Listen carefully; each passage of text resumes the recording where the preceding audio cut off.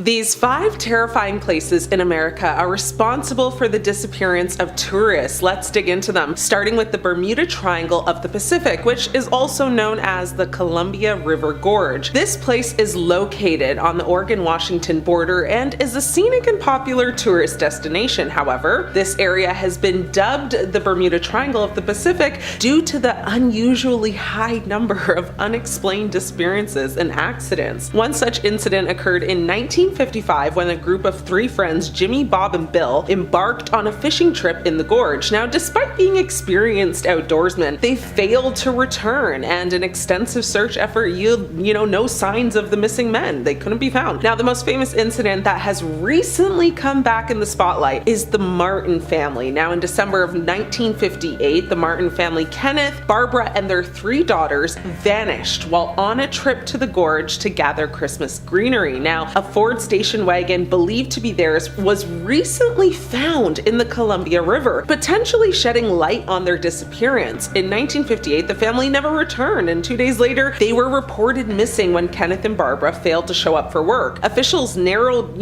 their search after learning that Ken had used a credit card, yes, they had them back then, to buy gas at a station near Cascade Locks, which is a small Columbia River community about 40 miles east of Portland. Now, police investigated their residence at approximately 11 p.m., searching for any signs of foul play. The house had been left undisturbed, though. A load of laundry was in the washing machine. Dishes from the previous day were left out on the drying rack in the kitchen. There was also a substantial amount of money in the Martins' bank accounts. Now, a Ford station wagon believed to be the Martins was recently found in the river, like no joke, a few months ago. So this is nearly 70 years later. A diver by the name of Archer Mayo discovered the vehicle, and officials believe it could be the same car the Martins were driving when they disappeared. After 2 days of dredging, a crane pulled the Ford station wagon from the river. But get this, no human remains were found in the vehicle. This is an insane cold case. The Columbia River Gorge's, unique geography with its steep cliffs and powerful currents may contribute to the high incidence of accidents. However, many believe that the area is cursed and that supernatural forces are at work. Pecos, New Mexico is up next. Now, this sleepy New Mexico town is known in the area for its numerous disappearances. Pecos is a seemingly normal village, an upcoming vacation destination amid the pine forests of New Mexico. Now, located just outside of Santa Fe near Pecos National Historical Park, this small town is typically quiet and very quaint, and yet this seemingly normal town is also the site of some pretty strange, disappearances. In 1998, a 71-year-old woman named Emma Tress was driving along a road near a local monastery for a retreat. That road, County Road 63A, ominously known to the locals as Camino del Diablo, was the last known location of Tress. When Emma left her home and was en route to the retreat, a retreat and place that she knew very well, she had traveled that exact route several times prior. The route to the monastery is well known and paved the entire way, and by her children's accounts, Emma was in excellent health and had no known mental issues or no known,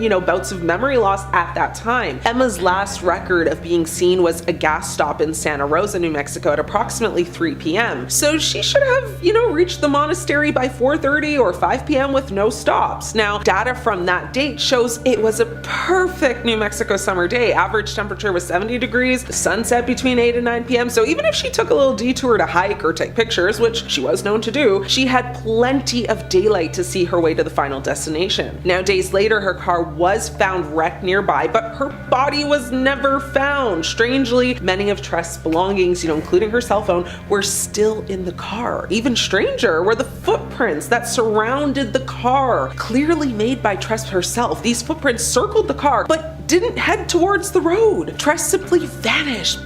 Into thin air. Theories range, from the plausible, like a local serial or natural passing in New Mexico's dangerous forest and desert, terrain, to the supernatural, like a UFO abduction or accidentally walking into a portal to another dimension. Now, Nancy Tress, her daughter, had a message to the public in hopes of getting any information that could possibly still be out there. She said, if you know anything and you've heard anything in the past, please come forward. Tress said she and her family have not given up hope that they could find out what happened to their mother. She said, whatever happened, it's it's probably going to be painful, but you always want to know where your parent is. I don't want to say it's closure. I hate that word. The haunted highway, Route 66 in Arizona. Now, Route 66, also known as the Mother Road, is one of America's most iconic highways. However, a stretch of this road in Arizona has earned a reputation for being haunted, with numerous tourists disappearing while driving through the area. Now, in 1959, a family of 3, including a young person, vanished while driving along the road. Now, their abandoned car was found, but despite an extensive search effort, no bodies were ever recovered. Years later, in 1975, a group of friends, including 2 women, disappeared while driving through the exact same area. Now, their car was found abandoned with strange symbols etched into the dashboard. Many believe that this stretch of Route 66 is haunted by the spirits of those who have passed in accidents or been executed along the road. Others, attribute the disappearances to the area's remote location and lack of cell phone reception. Now, considering the thousands of miles and hundreds of small towns this famous route runs through, including a few of America's most notorious ghost towns, it's no wonder that Route 66, is widely considered America's most haunted highway. But when it comes to spooky spots, there are a few that can hold a candle to the ones you find in Arizona, where Route 66 runs through some of the most notorious ghost stories in the American Old West. From the town of Flagstaff with its mountain views and haunted hotels to Williams, known for being the gateway to the Grand Canyon, as well as an energy vortex and spiritual center. This historic stretch of highway has been turning heads for nearly a century. When it comes to haunted attractions in Arizona, as well as famous sections of Route 66 that are still seeing, high volumes of daily drivers, there are a few that enjoy the lore and legacy of Flagstaff. Now, here more than anywhere, Route 66 is still alive and well, which is more than can be said for the slew of notorious ghosts that inhabit the sleepy mountain town, haunting their historic buildings and making Flagstaff a must-stop for paranormal attractions. Now, from a long-departed bellboy to a library that has seen its fair share of horrors down in the basement, it would be difficult to assume which corner of Flagstaff is the most haunted. But when it comes to historic haunts right off of Route 66, few have had the impact of the Weatherford Hotel. Now, it's in this popular downtown hotel that spirits can be seen roaming the halls at night, especially around the maid's storage room, and hotel staff have been through everything from bottles being thrown off shelves, lights and jukeboxes,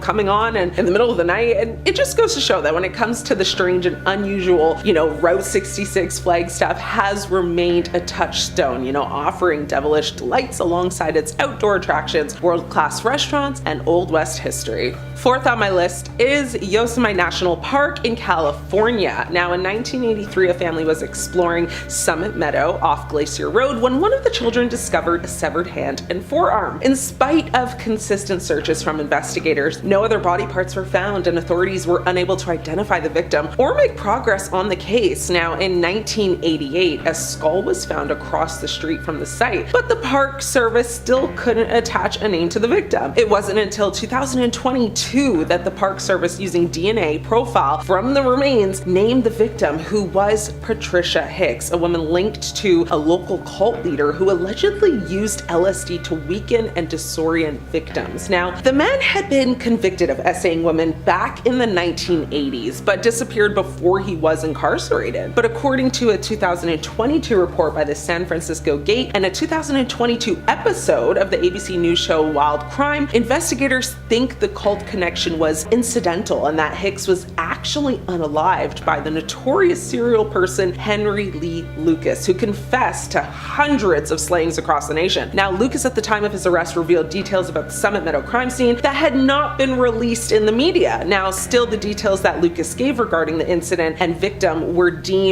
circumstantial, so the case remains unsolved. Lucas passed away in prison in 2001, and the question of who is behind the demise of Patricia Hicks may never be solved. Lastly, I have Grand Canyon National Park, Arizona, and the newlyweds who disappeared. The Grand Canyon might be best known for its 5,000-foot walls, but the rapids at the bottom of the gorge are huge as well. Native Americans likely traveled the canyon for hundreds of years, but the first European American documented as navigating it was John Wesley Powell in 1869. Since then, roughly 100 people have drowned in the rapids. Now, arguably the most famous and mysterious drowning or incident happened in 1928, when the newlyweds Glenn and Bessie Hyde attempted to paddle their Grand Canyon on their honeymoon. Now, they were in a boat that Glenn had built himself, attempting a speed record paddle through the canyon that would also have made Bessie the first woman to run it. The Hydes were last seen on November 18th, and their boat was found intact with all of their supplies a month later on December 19th. Now, the boat was in perfect condition with all of the contents, including Bessie's diary, intact. Now, search parties,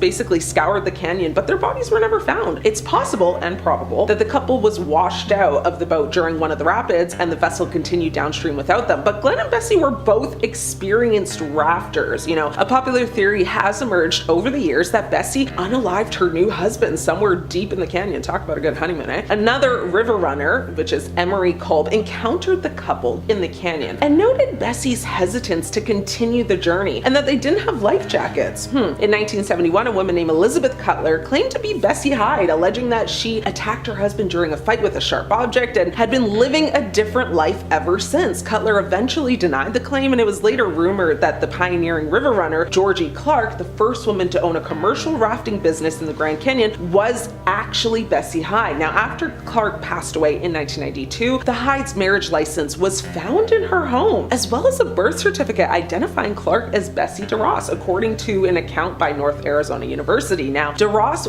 was her birth name. Why she changed her first name to Georgie is unknown. Georgie Clark was married twice and had a daughter who passed away in a bicycle accident. We don't have enough info to say, Clark was the Bessie who disappeared in the Grand Canyon, and some historians have discounted the idea. That's all I got for today. Are you familiar with any of these? Let me know what you think. Thanks for watching. I'm your host, Ashley. Until next time, stay scared. These haunted and evil places in Texas are not only hiding evil spirits, but the devil himself, starting with Skinwalker Cabin. The Skinwalker Cabin is located in the town of Wimberley and is said to be haunted by a malevolent entity known as a skinwalker. According to Native American folklore, a skinwalker is a type of shapeshifter that can take on various forms, including humans and animals. Now, the myth also behind skinwalkers is that they are witches from Navajo mythology who can shapeshift into animals like wolves, coyotes, or birds, basically to cause harm. They possess supernatural abilities such as speed, mimicry, and mind control. There are many shapeshifting figures in other cultures around the world as well. In its animal form, the skinwalker is capable of inflicting pain, illness, or even fatality on its victims. I'll start off with an easy one, and that's Centralia, Pennsylvania. From the late 1800s to the 1960s, this place was a quaint but bustling town in Little Pennsylvania, thanks to its very prosperous coal mines.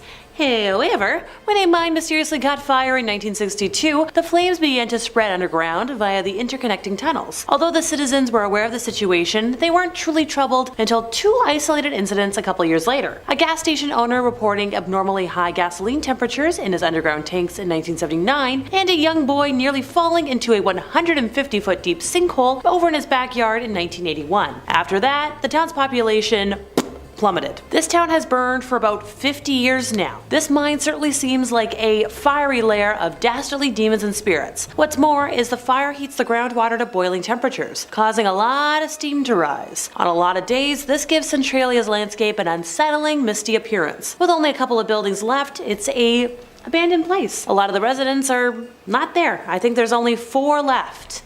So if you go to Centralia, it's a ghost town. This place has actually more people buried there than it has living residents, which is super unsettling if you ask me. So if you're driving around the town, you'll find 3 cemeteries: St. Ignatius, St. Peter and Paul Orthodox, and Assumption of the Blessed Virgin Mary. If you're gonna walk around the ruins of this modern day ghost town, it'll give you the feeling of supernatural forces working underfoot. And because of all this, there's been some stories that have come to light. Some are stories from visitors who left in fear after thinking they saw a person or a thing, heard odd sounds, and some folks just felt like they were being watched. Other people go so far as to say that this place is the gateway to hell. One group of visitors heard what sounded like a voice saying something inaudible from down below when they were visiting a cemetery. At first they were like, okay, maybe it's somebody else, and they're like, well, forget about it. Then they heard it again, a little more clearly, just a few words, and it sort of sounded like, leave this place. At that moment, the hill the group was standing on started steaming, more so than before, and it really stunk, like rotten eggs.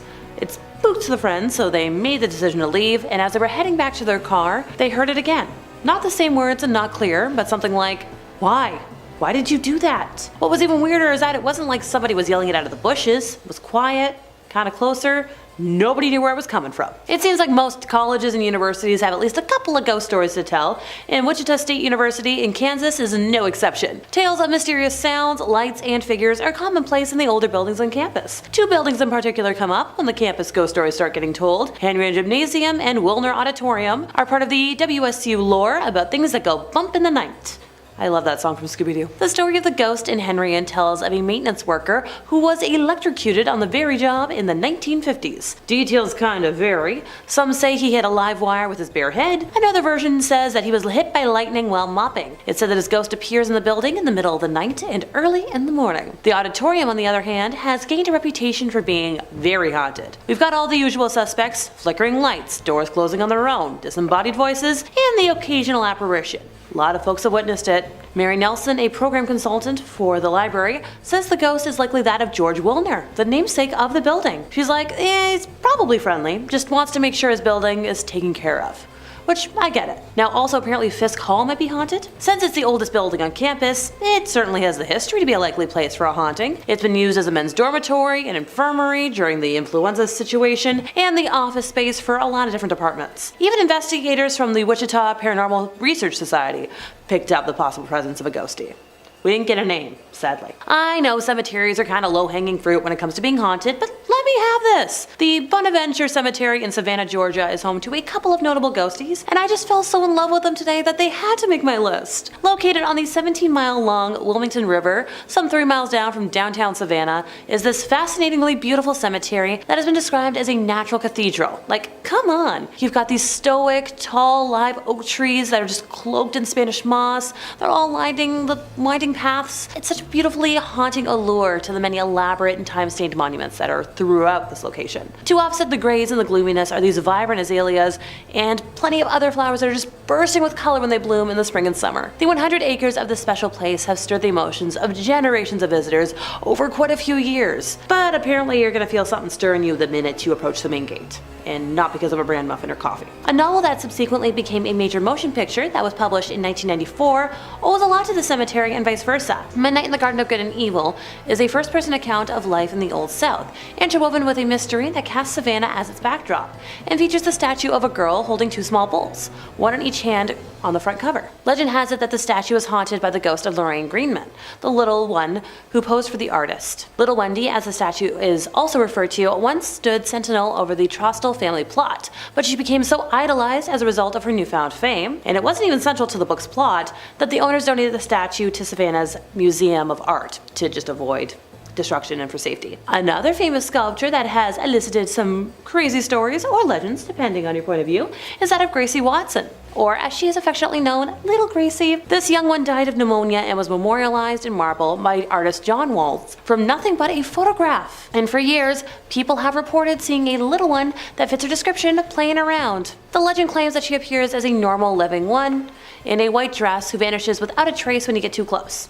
And to some, she still lives. Visitors leave toys for her to play with, especially around Christmas time, and if you move them or you take them away, she's gonna cry tears of human redness. So leave her toys alone. Let her play with them. What harm is it doing you? Alright, let's see if I pronounce this properly. KCasio Courthouse. I tried, folks, I really did. According to the local parish clerk of courts, the main part of the courthouse building was built in 1912. It is on the National Register of Historic Places, while an addition was tacked on in the mid-90s.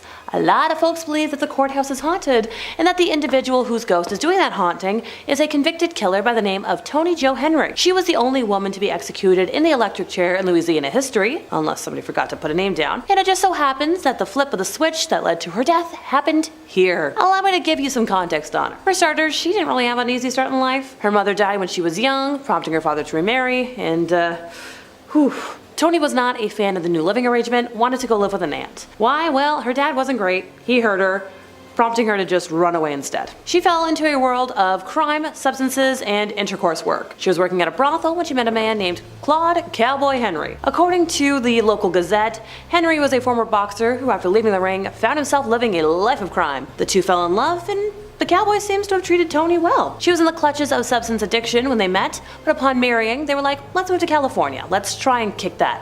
However, they decided to go back to Texas for a minute, and Cowboy was arrested for a killing that he had committed before the couple had married. And he received a 50-year sentence for his crime. Toni Jo was still madly in love and was like, let's figure out how to get you out of jail. She found herself an accomplice for this plot, a man named Harold Burks, who went by Archie. Burks had served time in the same prison that the cowboy was incarcerated in, and Tony was like, let's use that knowledge. The first step? Let's rob a bank. Because why not? Tony and Burks encountered a man named Joseph P. Calloway, who was delivering a car and was like, okay, I'll give you a ride. According to the local Gazette, they were like, we're gonna hijack this car and use it as a getaway vehicle. But sadly, they killed Calloway. After Tony's arrest, the heinous nature of her crimes, coupled with her good looks and the fact that the death penalty was on the table, her trial became a media sensation. She was found guilty, sentenced to death, which was upheld after several appeals. She was executed in the electric chair on November 28th of 1942. And nowadays, well, her ghost is just hanging around the courthouse. According to various sources, there have been reports of unexplainable screams, electrical mishaps, and the smell of cheap perfume. But there's another odor sometimes reported at the courthouse that is far more disturbing and fitting to the story and death of Tony Jo Henry, the unexplainable smell of burning hair. Alrighty folks, we're gonna end today with the Dock Street Theater in Charleston, South Carolina. This theater, which is not located on Dock Street, but on Church Street, is pretty neat. One quirky fact is that at one time it was actually a hotel. It is now technically the last surviving hotel. Guests of the theater have claimed to see spirits roaming about. We've got sightings of ghostly apparitions in the rafters, apparitions on the stage, and a lot of folks are like, were they failed actors? Were they admirers of the theater? Was there something more tragic? Well, we know there's been a lot of sightings, but there's two particular spirits that have been seen more than any of the others. One of them is believed to be Junius Brutus Booth, the father of the infamous presidential assassin. No one's really sure why his ghost is haunting the theater, because aside from performing there with his theater troupe, and apparently he tried to kill the manager of the hotel, he doesn't have any other strong ties to the building. But the most frequently spotted ghost at this lovely theater is Nettie, who lived in Charleston during the 1800s and could usually be found at the Planters Hotel. She wasn't a guest or a member of the staff, she was a bit of a freelancer. What was her occupation? The world's oldest profession. Poor thing was killed by a bolt of lightning, leading to a sudden and unexpected death, leaving her with unfinished business that I guess nobody's been able to help her with yet. The ghost of Nettie can be seen gliding around aimlessly throughout the entire theater. Some of those who have caught a glimpse of her claim that she was wearing a tattered yet vibrantly colored red dress.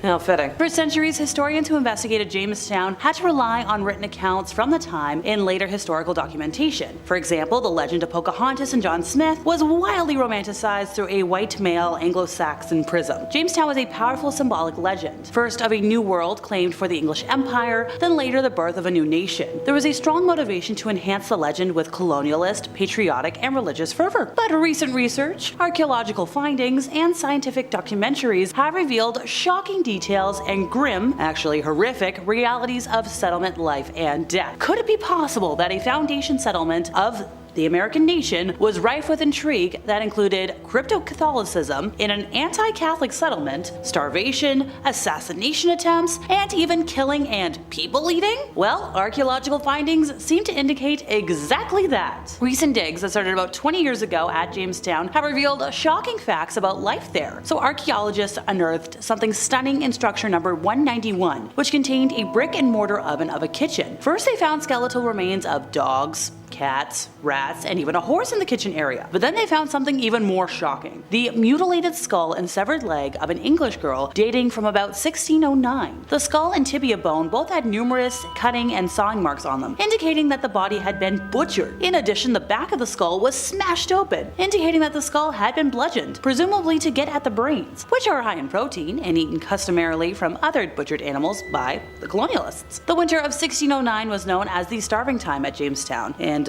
this was from a number of written accounts. During that time, of the about 600 total folks, only 60 people survived. Immediately next to the skull, a pottery bowl was also unearthed, indicating that all this was done at that kitchen. In fact, colonists could not have picked a worse time to try and settle in Virginia. Cores drilled from centuries-old trees near Jamestown by the archaeology team show that it was in the middle of a 7-year drought. The previous winter had been nearly as bad, and a lot of settlers had died of starvation. So it was during this time that John Smith ventured out in search of locals willing to provide the colonists with food. When he returned, he found that about 75% of the folks that had landed already starved to death. Desperate, a lot of folks decided to try to sail back to England on the small British ship, the Discovery, but Smith, trying to keep the colony afloat, aimed one of the fort's cannons at said ship and actually killed some of the defectors. In one of America's first trials by jury, Smith was condemned to the rope necklace, and by some accounts, he even had the rope there when Captain Newport sailed into the harbor with new settlers and stopped the whole end-of-life thing. Apparently, if you're visiting Colorado City, Arizona,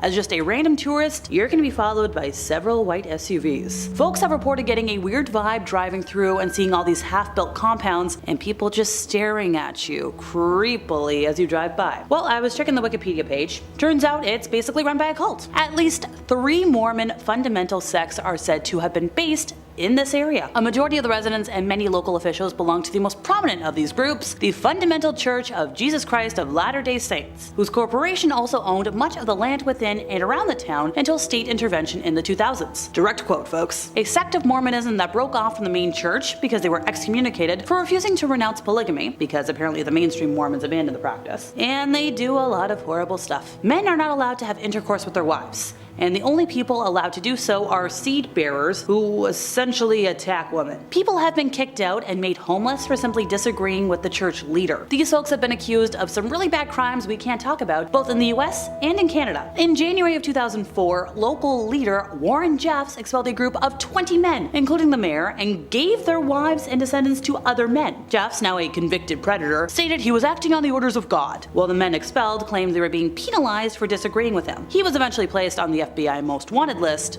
like the top 10, and arrested on August 28th of 2006. Most of the property in the town was owned by the United Effort Plan, a real estate trust of the FLDS, for short. In 2007, the state authorities began dismantling church ownership of the land, and the church retaliated and indoctrinated their followers against the state, believing they were being targeted because of their beliefs. So the followers became further and further secluded as a result. Remaining members refused to believe the charges against Jeffs, by the way. On April 6th of 2010, law enforcement officials in a nearby county of Arizona and Washington County of Utah served 5 search warrants seeking records from town officers. And these warrants were served on government officials and departments, including the town manager, as well as the only fire chief, which, yikes. As a result of the initial warrants, the Department of Public Safety was shut down, and emergency responders were prohibited from responding to calls without the approval of county officials. That's a big deal. On March 20th of 2014, a jury heard a local case that ruled that the towns of Colorado City and local other cities had discriminated against locals Ronald and Ginger Cook because they weren't members of the FLDS church.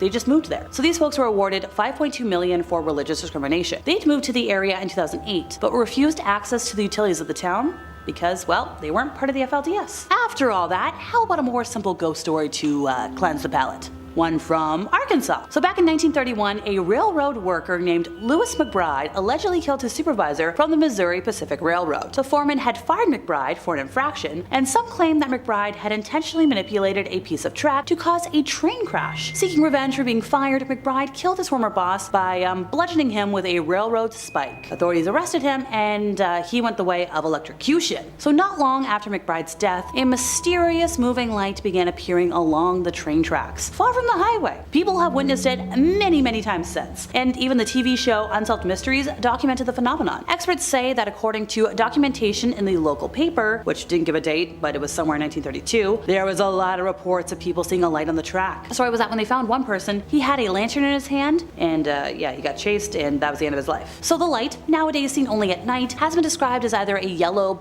red, blue, or white glowing light. You would see this tiny light, said Bob Thompson, the local historic association president. What we saw was kind of a reddish golden light. Looked like someone had a baseball cap with a flashlight in it. Now Thompson said most of the time they would see the light and then would later vanish, but some folks have had more aggressive encounters. So what will scare you though is when it gets the size of a baseball cap, and sometimes you can see it swinging. Now it's not just coming at you, it's moving.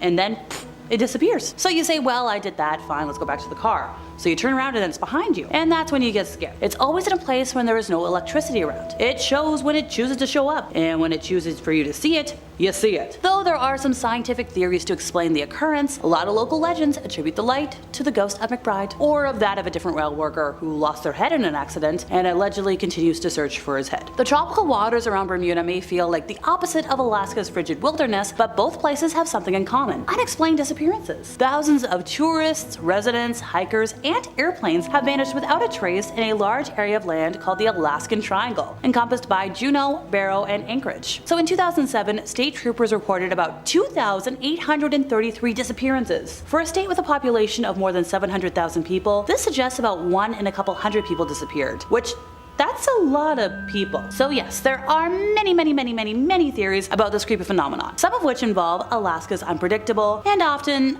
unforgiving environment, as well as, the sheer expanse of the landscape that can result in many lost travelers. According to local legends, the missing people likely fell victim to the Kushtaka, a race of shape-shifting otter people who lure humans away from civilization and transform their captives into one of them. And finally for today, let's talk about something interesting in history. Allegedly, parts of the incident that led to the US intervention in Vietnam never happened. After evading a torpedo attack, the USS Maddox reportedly engaged 3 North Vietnamese boats in the Gulf of Tonkin on both August 2nd and August 4th of 1964, according to the Pentagon Papers. Although without US casualties, the events prompted Congress to pass a resolution, allowing the president to intervene in the country. So talk of this status as a false flag for the US involvement in the Vietnam War has permeated public discourse almost since the time of the attacks, especially after the government admitted that the second incident involved false radar images. But after resisting comment for decades, the NSA finally declassified documents in 2005, admitting the incident on August 4th never happened. Those involved didn't necessarily intend to cover up the incident to propagate a war, but the evidence does suggest an active effort to make it fit the claim of what happened, according to historians. At number 5, the Ohio State Reformatory. The Ohio State Reformatory, a haunting architectural marvel that carries within its walls the echoes of a troubled past. Constructed in the late 19th century, this imposing Victorian Gothic structure was initially intended to embody progressive correctional ideals. However, over time, it became synonymous with stories of despair, shuddering, and unexplained phenomena, solidifying its reputation as one of the most haunted places in the United States. The reformatory's history is rife with tales of harsh conditions, overcrowding, and the struggles of those who were incarcerated within its confines. These factors, coupled with the tragic stories of inmates who lived and died there, have contributed to the pervasive sense of unease that envelops the site. Visitors often report strange occurrences, such as unexplained footsteps echoing through the empty halls, eerie whispers that seem to float on the air, and chilling cold spots that hint at otherworldly presences. In some cases, there have even been disappearances and killings, alluding to the dark spectral forces that inhabit the reformatory. One of the most famous aspects of the Ohio State Reformatory is its appearance in the movie The Shawshank Redemption. While the film highlighted the reformatory's grim atmosphere, its true history is far richer and more complex. The architecture itself tells a tale of a bygone era, with its intricate detailing and imposing structure standing as a stark contrast to the stories of suffering that unfolded within its walls. Guided tours and events at the reformatory allow visitors to explore its various sections, from the imposing cell blocks to the eerie solitary confinement area, known as the Hole, creating an immersive experience that evokes a sense of timelessness. The stark contrast between the ornate exterior and the haunting interior serves as a poignant reminder of the complex and often troubling history that defines the reformatory. While some may dismiss claims of paranormal activity as mere superstition, the stories and experiences recounted by those who have visited the Ohio State Reformatory are difficult to ignore. The combination of a somber history, decaying architecture, and the mysterious ambience that permeates the air makes for an unforgettable experience that lingers long after the visit is over. Number 4. Molly Stark Sanatorium. The former Molly Stark Hospital, located in Molly Stark Park in Ohio, is a haunting relic of a bygone era. Once a treatment center for tuberculosis patients, the decaying building exudes a ghoulish aura, with vines snaking over ancient brick, shattered windows, and faded stone. Closed for over 2 decades, the hospital's dilapidated state has attracted ghost hunters and paranormal enthusiasts, leading to the erection of a barbed wire fence to deter trespassers. Owned by the Stark County Park District, the property offers public tours to its exterior, revealing intricate architectural details and a fascinating history.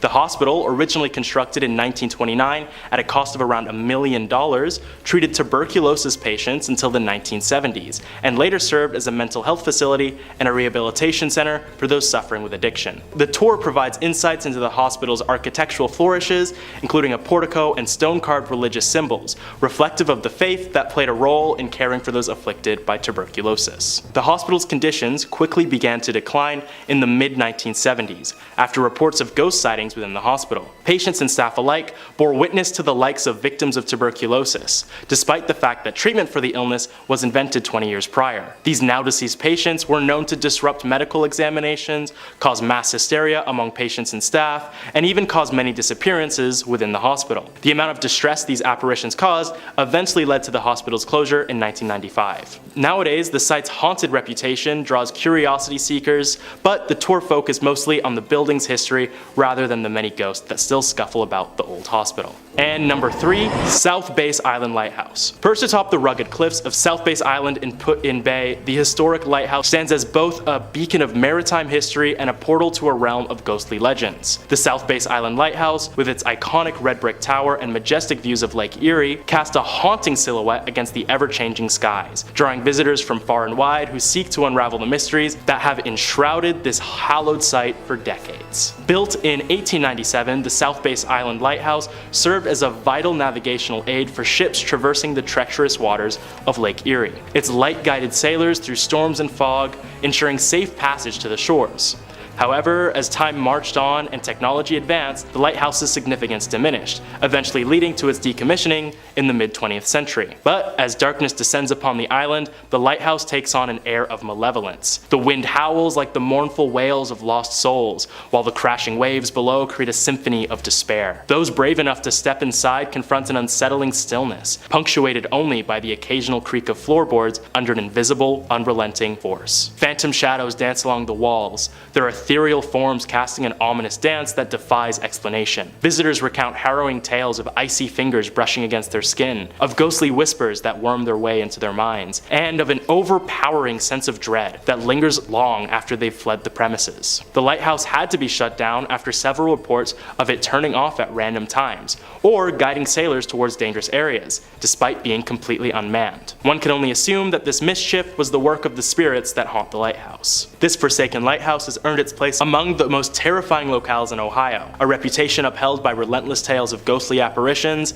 unexplainable phenomena, and an atmosphere so saturated with maleficent energy that it leaves visitors trembling in its wake. Whether driven by morbid curiosity or a thirst for the macabre, those who dare to cross the threshold into the South Base Island Lighthouse do so at their own peril. For here, in the heart of the lighthouse's labyrinthine corridors, the boundary between the living and the spectral blurs, and the chilling embrace of the unknown reaches out to ensnare those who dare to seek it. And at number 2, Moonville Tunnel. Deep within the remote woods of southeastern Ohio lies a sinister enigma shrouded in darkness, the Moonville Tunnel. This desolate and haunted passage, long abandoned by the living, stands as a portal to a realm where reality intertwines with the supernatural, and where the unwary may find themselves vanishing into the void if they dare to tread too close. The Moonville Tunnel, a vestige of an era past, was once a vital conduit for a long-forgotten railway. Yet, as time eroded the tracks and decay seeped into its very stones, a chilling transformation occurred. Stories of ghastly apparitions and eerie encounters have swirled around the tunnel,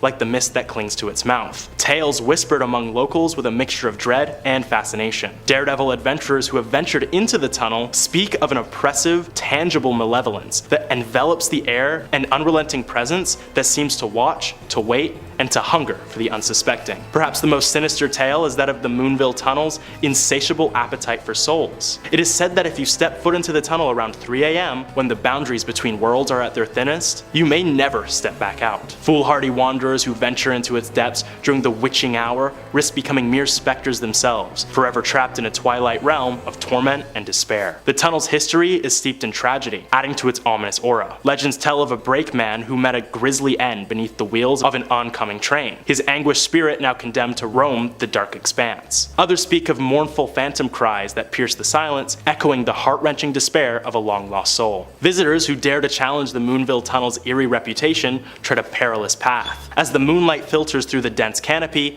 casting ghostly shadows upon the tunnel's yawning maw. A feeling of being watched intensifies. Footsteps echo with an eerie resonance, their sound swallowed by the blackness ahead. Time itself seems to warp, stretching and distorting reality as though beckoning the unwary to step beyond the veil. To approach the Moonville Tunnel is to court danger, to teeter on the precipice of the unknown. It is a place where the boundary between the living and the dead blurs, where the rules of our reality are subverted by forces beyond comprehension. As the wind whispers secrets and the very earth seems to hold its breath, those who venture too close may find themselves joining the ranks of the vanished, a chilling testament to the dark and untamed forces that linger within the haunted confines of Moonville Tunnel. Coming in at number 1, Franklin Castle. Franklin Castle, an imposing Victorian mansion nestled in the heart of Cleveland, Ohio, stands as an enigmatic edifice brimming with dark secrets and eerie tales that have earned it a reputation as one of the most haunted houses in America. With its intricate architecture, turrets, and ornate details, the castle's exterior belies the chilling stories that have swirled around it for generations. Built in the late 19th century by German immigrant and banker Hans Tiedemann, the Franklin Castle was intended to be a symbol of prosperity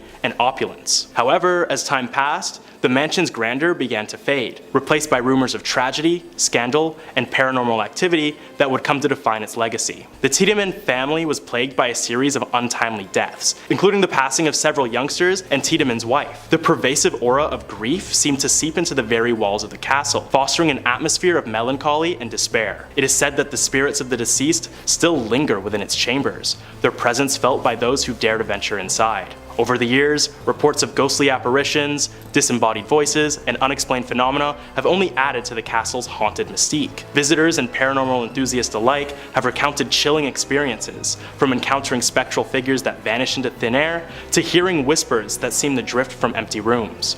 Cold spots and sudden drops in temperature are often attributed to the presence of otherworldly entities, and of course the few unlucky folks who, seemingly out of random, would receive the same curse as Tiedemann all those years ago. The castle's haunted reputation has been further fueled by the stories of secret passageways, hidden rooms, and a mysterious woman in black who is said to roam the halls. These elements, combined with the mansion's unsettling history, have led to countless investigations by ghost hunters and paranormal experts seeking to unlock its mysteries. Number 5 on this list is Stivers School for the Arts. This is a high school that's attracted hundreds of artistic students from around the region for years. It's apparently a really good school, however, ever since a murder back in the 1920s, it's been deeply haunted. AGC writes, according to the online magazine Dayton Most Metro, a teacher named Mary Tyler was found dead in the pool with a locket in one hand and a broken pointer in the other. The teacher was reportedly involved with a senior student at the time of her death. He disappeared after her body was found and was never seen again. Officials believe the unnamed student tore his picture out of the teacher's locket so nobody would suspect him, according to the writer Julian Heisler. The school eventually covered over the pool, building a classroom on top of it. A trap door still leads down into the pool, which is used for storage now, Heisler said, but it seems Mary Tyler never left. Students and maintenance staff have reported Tyler's ghostly figure levitating in the abandoned pool and floating about the lower levels and the network of tunnels buried underneath the school, banging on pipes and wailing loudly wherever she goes, Dayton Most Metro reported. A floating dead body. Yeah, that sounds pretty haunted to me, guys. Ever since this ghostly incident, there have been tons of spooky moments reported by students. Lights flickering, temperature changes, items mysteriously moving around by themselves, and things of this nature happening regularly at this school. It's crazy that something that went down 100 years ago still has such a hold over this place, but literally a century later and we still haven't shaken the ghost of Mary Tyler. Hopefully the next century is a little bit less scary for the students at Stivers School for the Arts. Number 4 on this list is the Cleveland Federal Reserve. The Cleveland Federal Reserve is where the money is. Now this isn't a comment on people being haunted by crippling debt, even though that's probably the most realistic thing I've ever said on this channel. No, this place is haunted by an actual poltergeist that you don't want to mess with. Matilda is the name of our ghost in question, and she's said to haunt the vault down below. Now the good thing about this place is that you actually can't even get to the haunted area. So even for those of you who are feeling daring, you aren't going to be able to go and visit Matilda because it's off limits to the public. Matilda used to work here and was deeply involved in the stock market. That's why when the market suffered a horrible crash in 1929, Matilda felt trapped and saw no other way than to take her own life. She did so in this building, and now it is forever haunted by her spirit passing through the underground walls, scaring all of those who work down there. It's hard to know how accurate this haunting really is because we don't really have any proof of it. That, however, is more due to the fact that it's super off limits and super well guarded vault that nobody can get to. If we can trust the verbal accounts of the people who've run into her, and there have been many, then we should definitely fear this vault. Number 3 on this list is Crybaby Bridge. This is definitely one of the most famous spots in the state when it comes to hauntings. This one specifically is the Rogues Hollow Crybaby Bridge and has a pretty sad and scary history. There are 2 legends that could be true in regards to this bridge. The first one says that the mother of a newborn child had a falling out with her lover. He abandoned her and she fell into a deep depression. She responded by throwing her newborn over the bridge and then followed that by throwing herself over as well. The second legend says that 2 parents of a newborn child were driving down the road. They got to the bridge, and on that bridge their car spun out on some black ice. The car crashed into a tree right after the bridge, killing both of the parents. The baby in the back of the car survived though, at least for a time. This road doesn't get traveled on often and it was very cold that evening. When people eventually did come upon the crash, it was too late.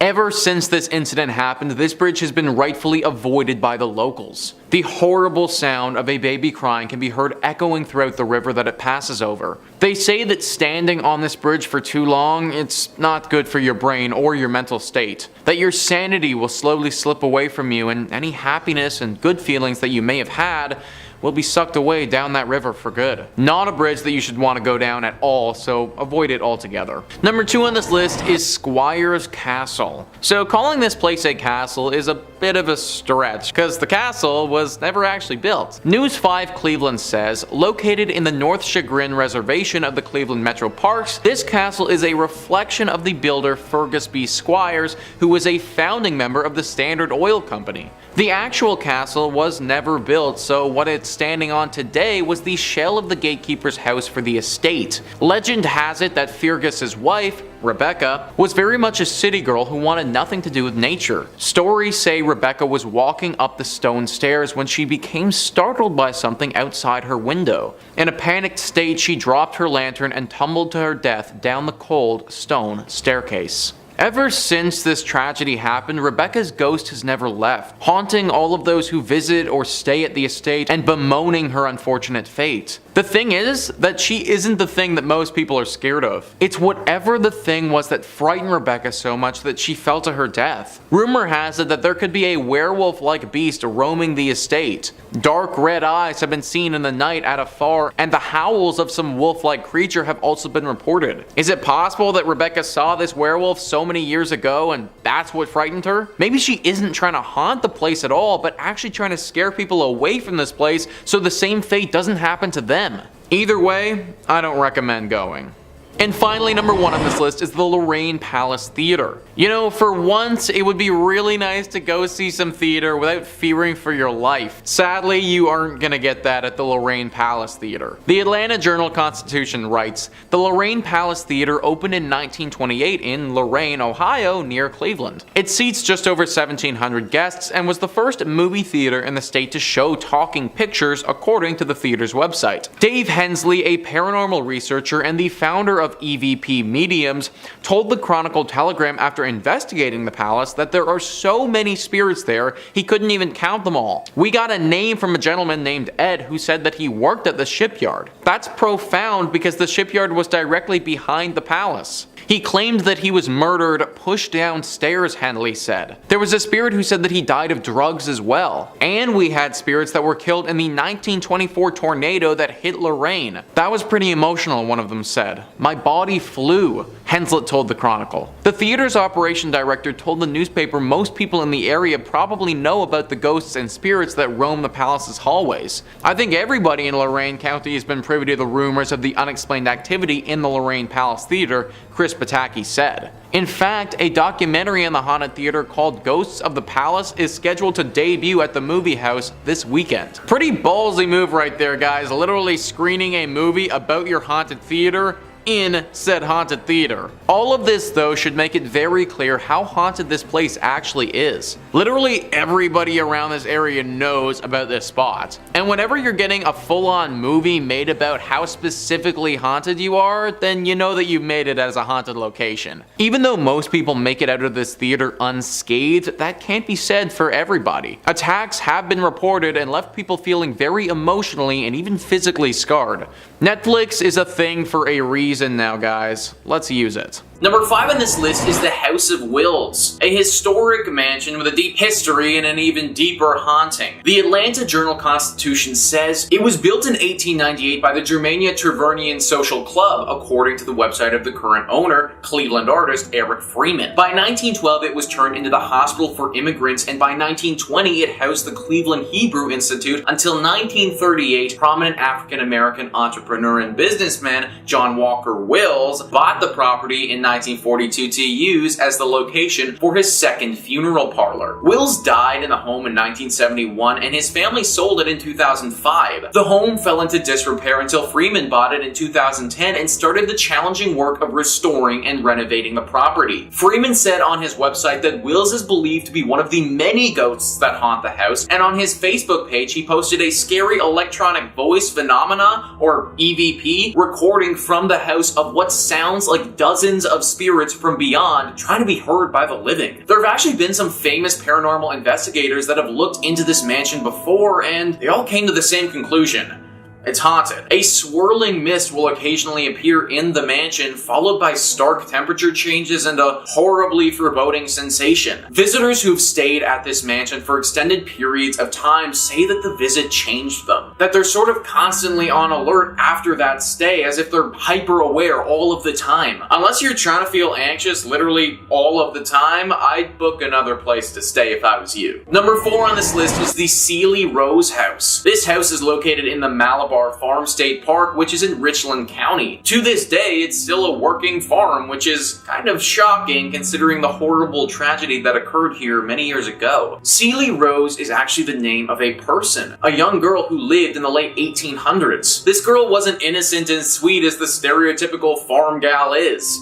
She was evil. There used to be a neighbor house right nearby the Ceely Rose house, and in that home lived a young boy around the same age as Ceely. Ceely developed quite the crush on him and wanted to marry him. It seemed that he liked her as well, and he wanted to do the same. This was all fine and good, except her family wouldn't allow it. Ceely's family forbid her from marrying this boy, and this was what caused her to do what she did next. Ceely wouldn't accept this answer and took it on herself to get rid of the problem, her family. She poisoned them, every single one of them. She did it by soaking flypaper in water and then secretly pouring the arsenic-laced water over the cottage cheese she served them, according to Ohio State Park News. They all died soon afterwards, except for her. This was soon found out by the authorities, and Ceely, being as young as she was, wasn't sent to jail, but she was put into a mental institute. She was there until she died many, many years later. This home is supposedly still haunted by her and the ghost of her dead family, though. Scratches and eerie cracks are heard throughout all the time. Many people have reported being attacked while they're here as well. Avoid this home at all costs if you find yourself in Ohio. Number 3 on this list is the Franklin Castle. This house is actually called the Tiedemann House, but over the years and from the history it has, it's been nicknamed the Franklin Castle. News 5 Cleveland says, known as the Franklin Castle, this Victorian-style stone house has been a witness to history and withstood the development of the West Side. This stone castle carries an American Horror Story type history along with it. The house was built between 1881 and 1883 by a German immigrant, Hans Tiedemann. At the turn of the 19th century, Franklin Boulevard was one of the most upscale residential avenues in Cleveland. Franklin Castle was sold in 1896, just 1 year after his wife Louise died. In the century that followed, the house saw many new owners and new uses. Rumors began to circulate around 1986 that the house was haunted by the ghosts of Mrs. Tiedemann and her daughter Emma, who died before the house was even built. So this one is kind of strange because it doesn't seem like anything terrible happened to these two ladies in their death, or at least nothing that I could find. Most times when a spirit haunts a place, it's because they died in a fashion that was very unnatural. That wasn't the case here, and yet they still haunt the castle. It's a nice home to look at from the outside, but definitely not a place that you should be going into. Avoid it altogether. Number 2 on this list is the Gore Orphanage. Anything that is named the Gore Orphanage is bound bound to be haunted, and this is no exception. News 5 Cleveland says it's claimed to be one of the most haunted places in Ohio. Located in the countryside of Vermilion, a fire engulfed an old orphanage, burning dozens of people alive, according to long-told tales. For over a century, visitors to the Gore Orphanage have reported strange experiences of glowing lights, chilling cries, and apparitions. Light of Hope was the actual name of the orphanage and was established by Johann Sprunger and his wife Katrina. They moved to the Vermilion area after their 2 former businesses in Indiana also caught fire. Throughout the years, children told stories of abuse,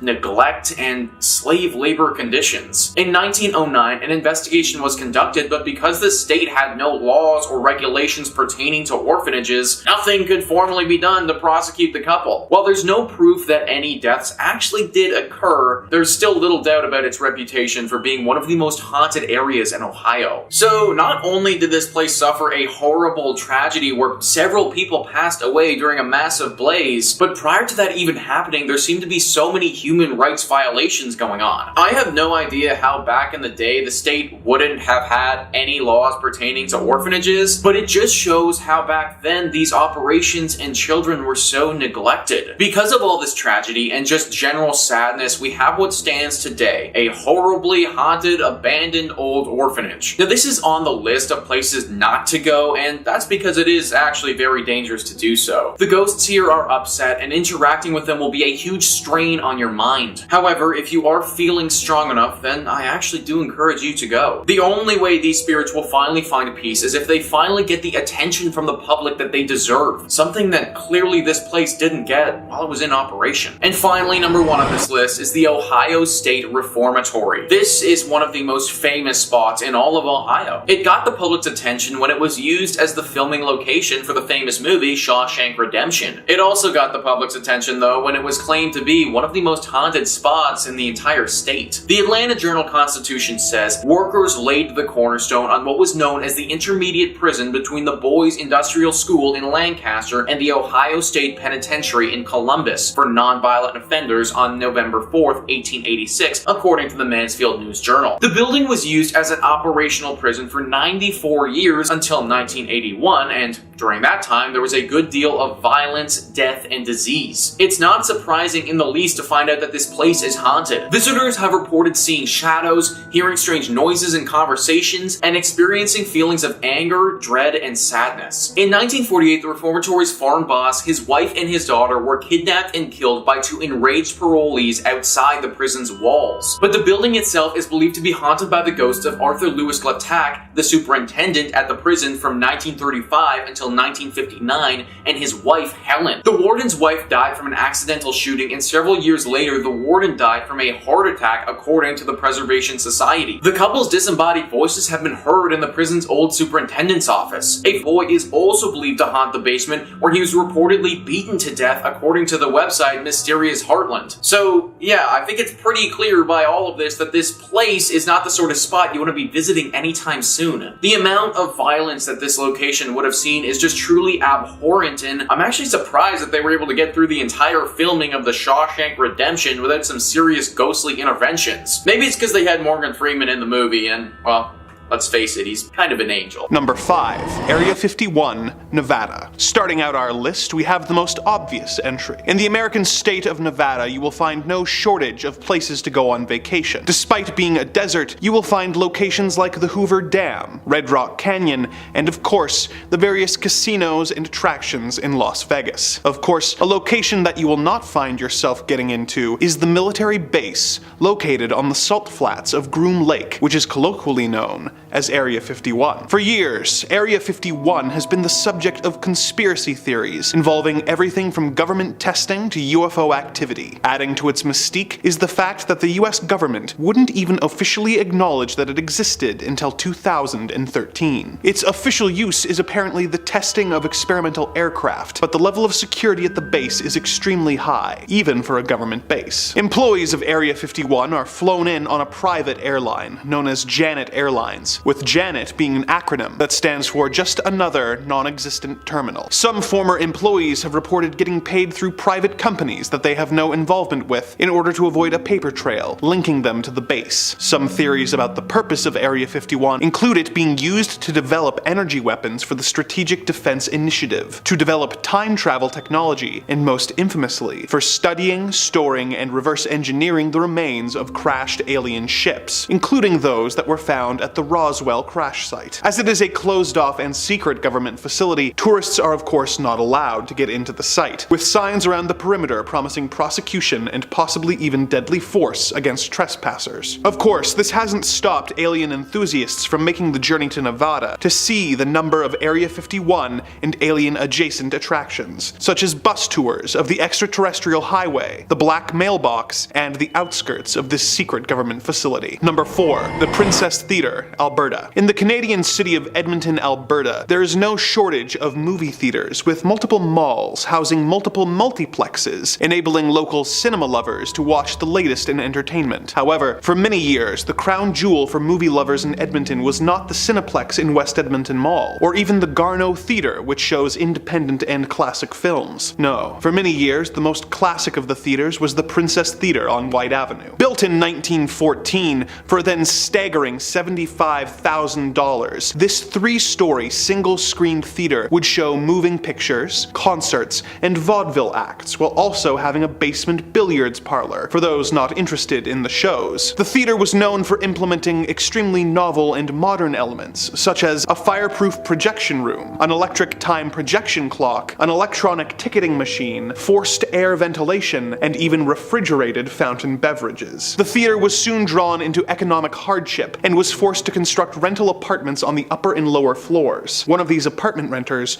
was soon met with a tragic and disturbing end. According to local legend, an engaged woman lived in one of the upper apartments, but mere days before she was due to be wed, she was scorned by her fiancé. She was found hanging from the rafters while dressed in her wedding dress. In the years that followed, employees and patrons of the princess reported seeing a ghostly woman wearing a white dress who would suddenly appear and disappear, ascending the theater's grand staircase, wandering its ornate gold-leafed halls, or even hovering over the projection room. The princess was a staple for local cinema lovers, as well as fans of the paranormal for decades. But if you were interested in taking in a show or catching a glimpse of the ghostly bride, you may have missed your window, as the theater closed its doors after 108 years of operation in mid-2022. No new owners or plans for the historical theater have been announced, and the doors remained locked to the public, with only the ghosts still residing inside of this historic building. Number 3. Mount Weather Emergency Operations Center, Virginia. In a world that seems to constantly be on the brink of disaster, it is comforting to know that the US government has a safe location where the elite and powerful will be safe from destruction they most likely caused. Such is the purpose of the US Department of Homeland Security operated base located near Bluemont, Virginia. The Mount Weather Emergency Operations Center, otherwise known as the High Point Special Facility, has been in operation since the late 1800s, when it was used as a simple weather station. In 1928, the observatory building became President Calvin Coolidge's summer White House, before being used as a civilian public service facility where conscientious objectors could serve the government during World War II without having to go into conflict. In 1959, an underground facility was completed and designated Area B. The other buildings that were referred to as Area A became training facilities for the Federal Emergency Management Agency, or FEMA. Around this time, it became a relocation site for high-level civilian and military officials in the event of a national disaster, such as an attack or massive natural disaster. It plays a major role in many of the United States government's contingency plans for maintaining the continuity of government. It has a high-frequency radio system, which connects it to most federal public safety agencies, which allows the president to access and use the emergency alert system so that they can broadcast emergency alerts or warnings. An example of its use was on September 11th, 2001, when the majority of congressional leadership were taken from Washington by helicopter and evacuated to Mount Weather. The National Art Gallery has also developed a program that would have the country's most valuable paintings helicoptered over to the facility in the event of an attack, in order to make sure important cultural pieces are preserved in the event of an attack that would otherwise destroy them. Obviously, this site is off limits to all but the most high level of people, and it is not open for tourists. But if you are nearby, and see a large group of frantic-looking officials arriving by helicopter, or you see a message on TV from the president being broadcast from this facility, be very afraid, as it means that something terrifying and horrible has or is about to occur. Number 2. Boblo Island Amusement Park, Ontario. North America has no shortage of amusement parks for families and thrill seekers alike to visit. The Canadian province of Ontario has several to choose from, including Canada's Wonderland, Great Wolf Lodge, and Splashtown Niagara. One theme park that you won't be able to buy a ticket for, however, is the Boblo Island Amusement Park, located on the island of Bois Blanc, just above the mouth of the Detroit River. The park was opened in 1898 and used a ferry system to service guests from Ontario and Detroit and bring them to the island, where they had a variety of attractions to keep them occupied and having fun. Some of these included the Falling Star, a log flume, a theater, a sky tower, a Ferris wheel, a zoo, a carousel, and a dance hall, financed by Henry Ford himself. It also had 3 roller coasters: the Screamer,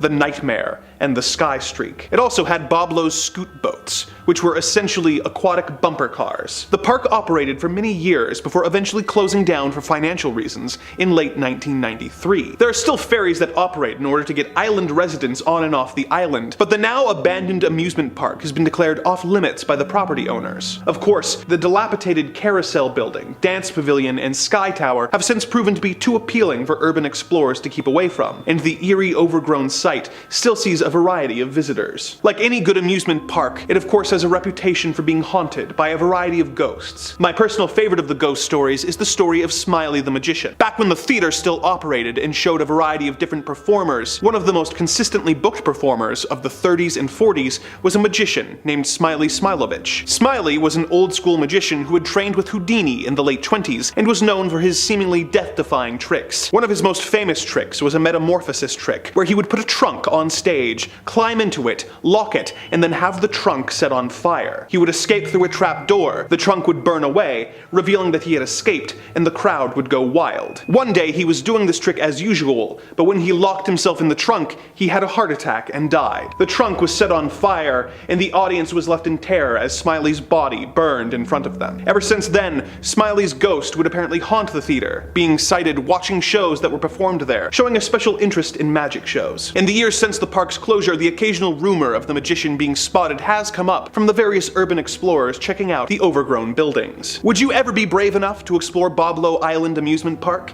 And if you did, would you be on the lookout for spectral magicians? Number 1. North Brother Island, New York. The North Brother Island is one of 2 small islands located in the East River of New York City. The island remained uninhabited until 1885, with the only trace of humanity being a small lighthouse that was erected in 1869. The island began seeing more use in 1885 when the Riverside Smallpox Hospital moved from Roosevelt Island to North Brother, when their mission expanded to treating and isolating victims of other quarantinable diseases such as typhoid, tuberculosis, and especially polio. In 1904, a steamship called the General Slocum was set ablaze, and over 1,000 people perished, either from the fire or from drowning while trying to escape, and ended up washing ashore on the island. One of the most famous residents at the hospital was Mary Mallon, otherwise known as Typhoid Mary, who was confined on the island for 20 years until her death in 1938, after having been declared a public health menace for infecting between 51 and 122 people while working as a cook. As public health measures like vaccines began to be adopted in the 30s and 40s, the need for a quarantine hospital lessened to the point where the hospital was closed. It was converted into housing for war veterans who were going to school in the city following World War II, before being converted into a rehabilitation facility for young people suffering from substance abuse issues. But it was closed in 1963 due to the cost of upkeep and the widespread corruption of the staff. In the years since, it was considered for a variety of purposes, including housing for the homeless and an extension of the jail at Rikers Island. But the danger of the unmarked manholes and the advanced dilapidation of the buildings, which are mostly collapsed and overrun by poison ivy, resulted in such ideas being abandoned. It was eventually decided that the site would serve as a bird sanctuary for herons and other wading shorebirds. Although many of the original 25 buildings are still standing in some shape or form, it has been made off limits to the public and is only available for supervised visits for those intending to go ashore for, quote, compelling academic and scientific purposes. With its history of confinement and death, perhaps it is best that this site has been deemed unfit for public visitation, although the history of the island is indeed compelling.